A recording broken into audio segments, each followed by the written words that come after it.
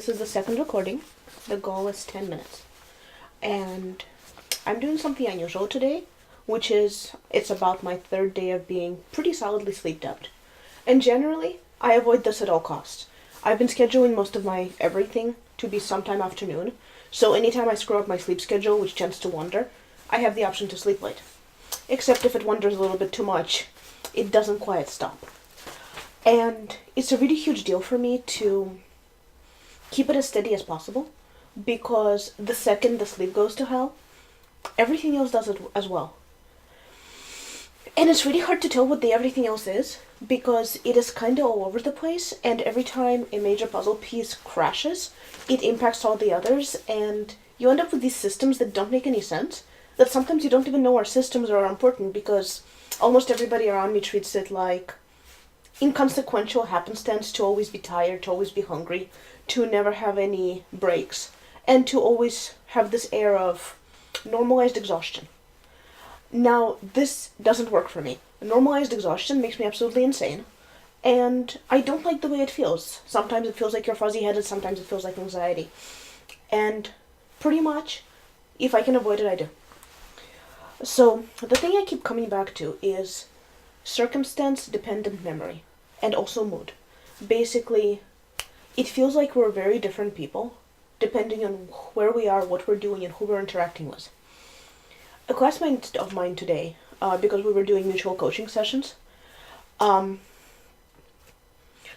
has been having an experience in our class where she feels like everybody around her is experienced at being a coach, while she is basically the only one who is completely behind and may or may not have a skill set. And I've been listening to the same class as she has. And I know that there is one person in the class who has paying clients. His name is the teacher. Everybody else is doing something that's either the equivalent of coaching their sister about their nephew with ADD, or is taking this course because they have no idea how to basically do any of the things that she is worried about not knowing how to do. And it was kind of remarkable to me because none of the other people made any confident noises. In fact, they made noises quite to the contrary. But what she heard is that because of the way she was nervous about her stuff, and the way they sounded like they could piece together some kind of a coherent thing, that they are confident and able and have experience, and just have some edge on her that she doesn't.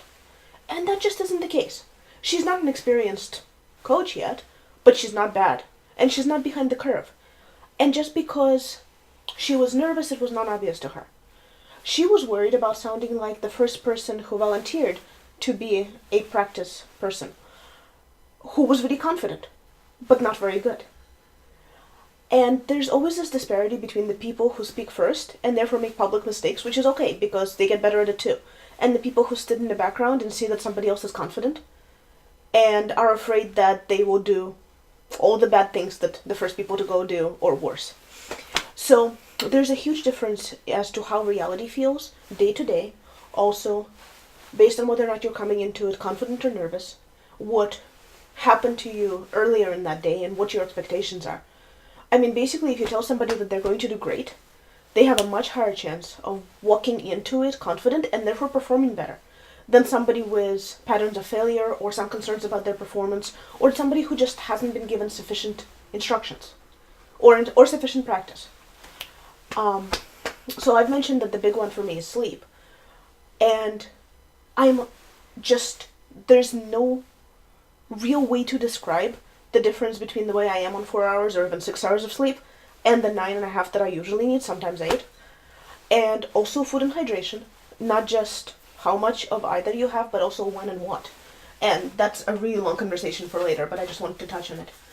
And the reason I'm talking about all these is because until you can see the patterns and see what they do and how they interplay and how perniciously annoying they are, it's very hard to make the system better. And a lot of people end up thinking that there's something wrong with them because they're not performing the way they want to be, and they think it's inherent to who they are. And in so many more cases, it is inherent to what the systems around them are, that are totally mutable and changeable. Now, the other big one, and I've noticed that this has been a pattern for almost everybody that I'm close to, is movement versus stationary. I do better pacing. Any day where by 2 p.m. I have not spent at least a half an hour just walking somewhere is not a good day. I get stuck in my head. The thoughts don't flow. The emotions get stuck, and everything's just a little more awkward. It was the winters, and also with temperature and weather. Sunny versus cloudy makes a huge difference. There are some people who react in unusual ways, but most people do better when it's sunny and less well when it's cloudy.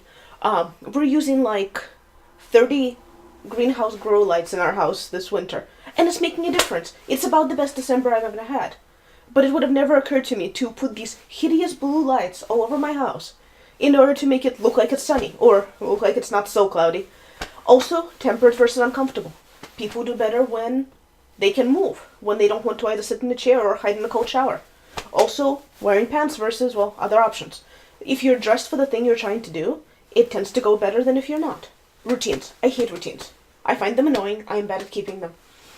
But one of the things I've been noticing is all of these systems, when they interplay together, are so damn complicated that the best way to get a handle on them is to have an approach to what you do on an average day, what you do on a good day, what you do on a travel day, and what you do on a bad day.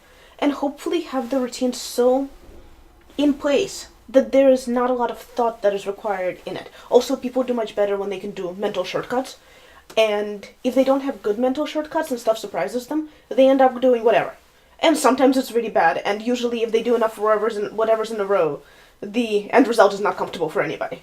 So, I can look at Rowan and hope something inspiring comes, and I can say hi to the hedgehog, still back there, still not talking. So, since we started this with sleep, I think I'm going to go into just a couple of things that have come up on that subject, because... So, I don't think there's anything particularly wrong with my brain, but I also will never claim that it's a typical brain. And one of the things that has been noticed is people who are likeliest to want to listen to me talk. 80% have some kind of a sleeping issue. Either falling asleep or staying asleep or how much sleep they need.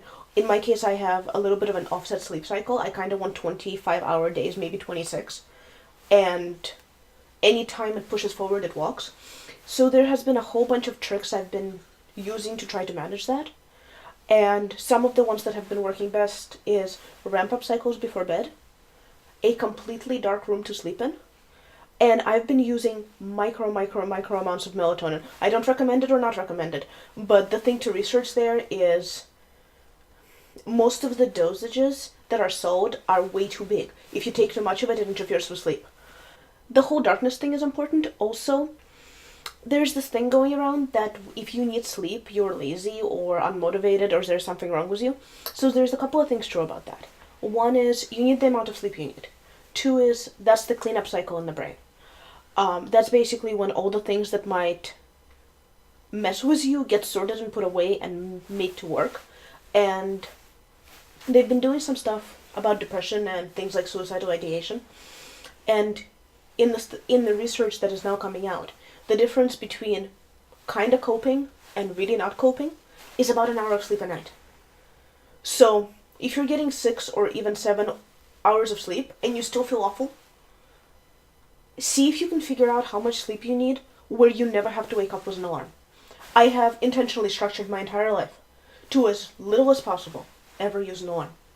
And whenever I have travel or work commitments that preclude that,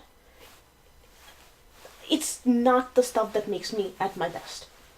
So, I guess give yourself permission to do the things with patterns that make you feel best, and then figure out how to put them all together in a way that creates patterns that are sustainable and stable. And there's a whole bunch of other stuff about tracking and things like that. But I have about 15 years of experience feeling like everything's out of control, my brain doesn't work, I have no energy, I'm completely broken, and getting a handle on some of the really banal, stupid, boring stuff that is intensely complicated and hard to manage, like sleep and food and, like, going for a walk every day, for real. And I need like 40 minutes because the 15 to 20 minutes that people tell you doesn't count in my head. But it's better than nothing. And stuff like that just gets a handle on it, and it makes it better.